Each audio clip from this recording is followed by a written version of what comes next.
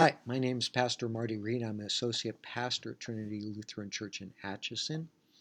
And the Kansas District Children and Family Life Committee asked me to do a review of some recently released materials for catechisms.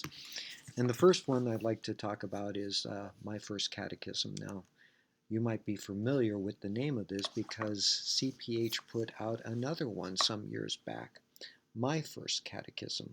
Now, I'll talk about this in a second. This is not a revision of the book that I just showed you. This is actually a redo, and it's a resource that could be used with very little children. So this is truly My First Catechism. This is the one you want to get for real little children, and it has neat illustrations, full color illustrations, suggested activities with parents and children, and only short parts of the catechism. It's really an introduction, My First Catechism. Now, this other resource I just showed you, it's still a good resource, but it would be for older kids.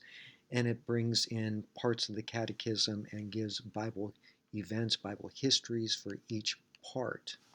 So I'd still suggest that as well. But the review that I'd like to center in on is Luther's Small Catechism for Kids. Now, this is a resource that you'd want to use for children ages 7 through 11. And it has what you would expect with the catechism. It has the parts of the catechism, each of the chief parts. It even brings in questions and answers and Bible verses that you would expect from the catechism that will be used for confirmation class in 7th and 8th grade. But what's really neat is each section has a main focus. The main focus kind of summarizes in a short, concise way what it's all about.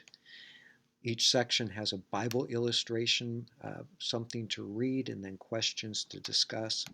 It has a faith connection. Each section has a faith connection section, helping to make application of each part of the small catechism. And then also there's a section called Think and Share.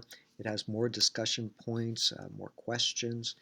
Each section has a short hymn to use, a short Bible verse to memorize, and a prayer.